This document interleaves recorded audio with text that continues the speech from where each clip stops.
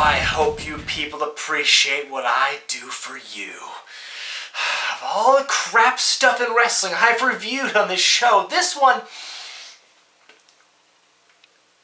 might just break me, okay? I'll take 20 Katie Vick sketches, alright? Give me Ready to Rumble on a 24-hour loop. I'll watch a 9-disc DVD set of the best of Pyre Paul Burchill. But please, I beg of you, no more of the mighty Maccabee.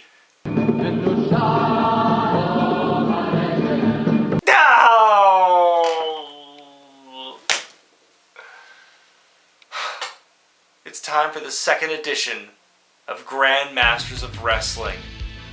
This second set of DVDs is taken from the second and final MaccabiahMania event held in Livingston, New Jersey in 1997. Like the first event, it was a fundraiser for the US Jewish fencing team. Certainly a good cause, although it doesn't exactly wash the awful taste out of my mouth. A lot of wrestlers from the first show are back for round 2, only now they're all 4 years older and 4 times as immobile. Oh boy, I wait with bated breath for this one. The location and production value between the 93 show and the 97 show are big improvements, and that's the only time you'll ever hear me say that a high school gym is an upgrade for a wrestling venue. Even the backstage interviews look better than they did at the cul-de-sac, but unfortunately that doesn't mean they sound any better. The mighty Maccabee is going to be wrestling the Iron Sheik, and there's some unfinished business from 4 years ago. And I'm going to be in the ring with the mighty Maccabee. I should say I'll be at ringside though, just to make sure nothing happens, any of those underhanded tactics that the Sheik knows. But enough of that, let's get to the action. Hails from Pacific Palisades, California, weighing in at 232 pounds. Wow, listen to that crowd noise. It's so obvious they just added that in post. Look how dead the crowd is in comparison. That sound is so stupid. And he's coming in to face today his former tag team partner. That crowd noise is, it's gonna go away soon, right? The opening contest sees our old friend Ace Darling taking on Devin Storm a few years before he would go on to become Crowbar in WCW. And wait a minute, is he coming out with Dawn Marie? Now I'm interested. Bunch of inbred Maccabee morons.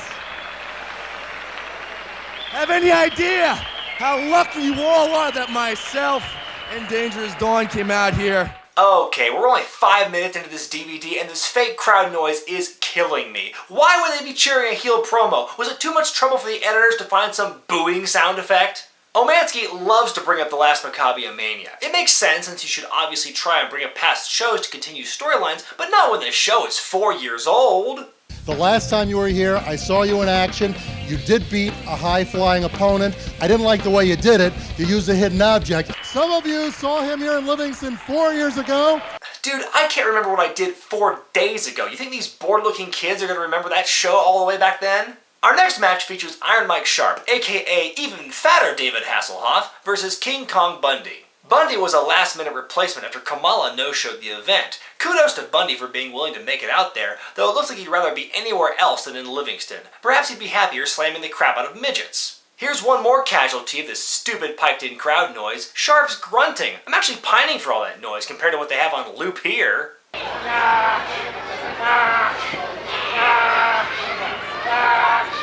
It's not often you see a pair of such massive men square off in the ring, and it's scary when you see that the ring is not properly put together to hold them. After getting a lovely shot of Mike Sharpe's ass after he powders out, why couldn't they provide us the same courtesy with Dawn Marie? The match ends in a double countout because, of course it does. But from the sound of things, the crowd seems to like it.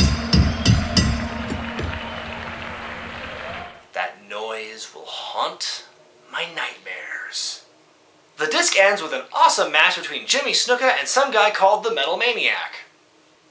No, really, the match is actually pretty good.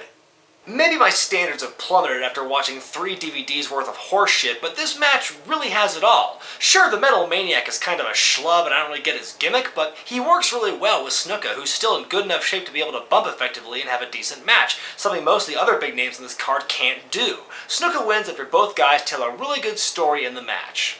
But right as the show starts to build some goodwill with a watchable match, everything goes to hell at the next disc.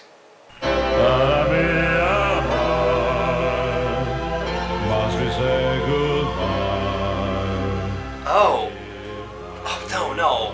Volkoff, no, don't do it, man. No, man, don't do this. Don't stoop to this level, man. No, stop. From performing at the first WrestleMania to lip-syncing the worst track from the wrestling album in a semi-crowded gym, Nikolai Volkoff, ladies and gentlemen, and now for the encore.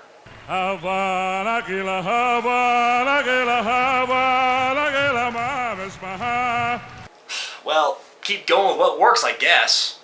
The musical portion of the show continues with classy Freddie Blassie, singing the cult favorite, Pencil-Necked Geek. They say these geeks come dime a dozen. I'm looking for the guy who's supplying the dimes. This is weird. This is dumb. Blassie can't keep rhythm worth a damn, and he's easily distracted by the slightest things. This would be far more interesting if Blassie just read those intros to WWF pay-per-views he would narrate. Time. No beginning, no end. An infinite procession that humbles our mortality. Blassie wraps up by pulling the guitarist down to the mat and giving him a good old poke in the dick with his cane. Not gonna lie, that's actually one of the better parts of this series. From boring musical numbers to a boring in-ring segment, in which show organizer Jeff Buchanan is given an award for his work in the community and the U.S. Maccabee fencing team. Now look, Buchanan, Vince McMahon might be able to give himself an award for the first WrestleMania, but you, bucko, you ain't no Vince McMahon. The ceremony is interrupted by our good friends, the Iron Sheik and Iron Mike Sharpe. Jeez, what's with these guys in award ceremonies? The two attack a defenseless Buchanan. Let's see how the crowd reacts. Get the terror!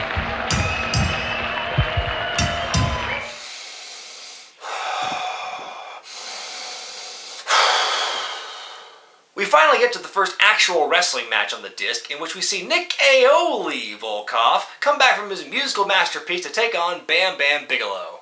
I am absolutely lost. Who is the heel here? Bigelow's from New Jersey, so logic says he should be a good guy, yet he's mouthing off to everyone. Meanwhile, Volkoff is a Russian who has a manager at ringside, the classic heel formula, yet he sang Have Nagila, which is one of the Jewiest Jew songs that ever Jewed. Who am I supposed to cheer for? Well, unfortunately, or fortunately in this case, we never have time to figure it out, as the two both put their hands on the ref and cause a double DQ. For those of you keeping score, that's 2 BS finishes that took place at this show, and the second one in a row for Volkoff. Does the guy have some kind of no jobbing clause? We're coming up to the main event, but first, a word from the Iron Sheik. To all say hello, assalamu alaikum to all my intelligent Jew businessmen in the New Jersey. Otherwise, I'm gonna give him $1,000 cash today. And that goes for you, WCW, and the rest of those pencil-neck geeks. The Sheik is #1. Remember that, Patera. Cameraman, zoom it. Look at me. How many people have an ass?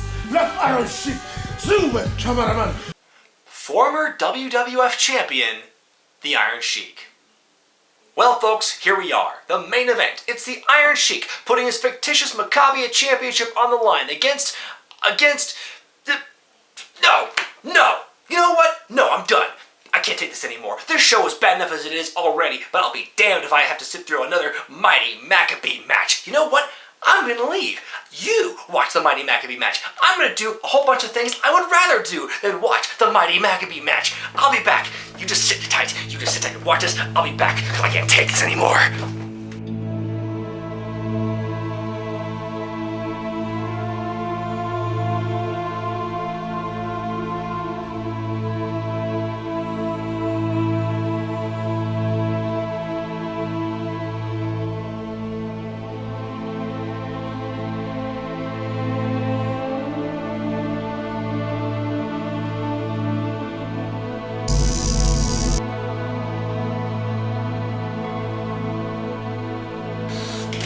Oh, God.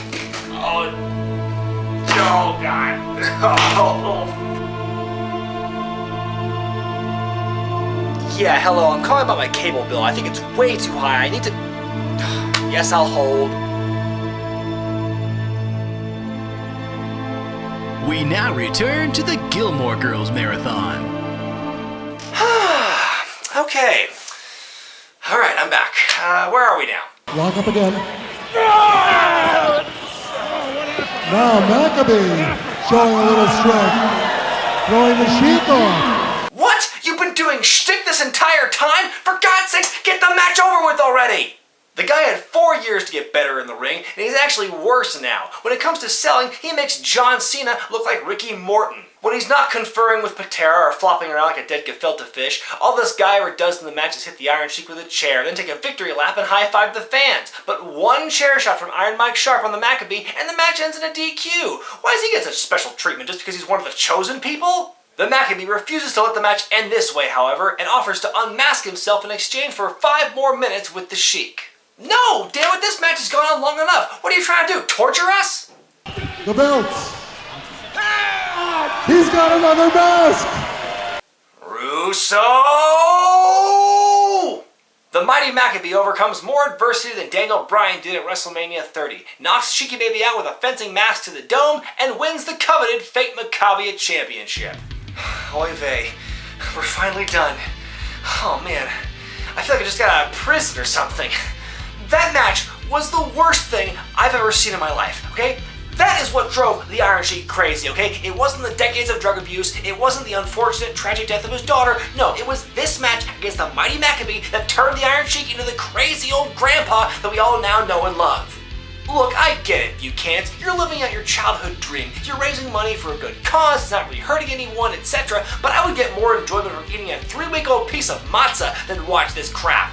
This show is actually worse than the first MaccabiahMania. Jimmy Snuka and Dawn Marie alone could not save this shit pile of a show. 2 matches with crap endings, Grandpa Simpson, dick poking, lip syncing, that stupid fake crowd noise, and the mighty frickin' Maccabee in a singles match. This show is not worth the plastic it was burned onto. All the DVDs are like this. But you have to hand it to Buchanan. His 2 MaccabiahMania events raised a combined $50,000 for the fencing team, and even though they're terrible, the Grandmasters of Wrestling DVDs have become a cult classic, almost like the wrestling equivalent of The Room. Now, if that doesn't make him an intelligent Jew businessman, I don't know what does. Be sure to like this video, share it, comment below, subscribe to Wrestling with Regret, and buy the t-shirt. I'm Brian Zane, and Shalom Aleichem.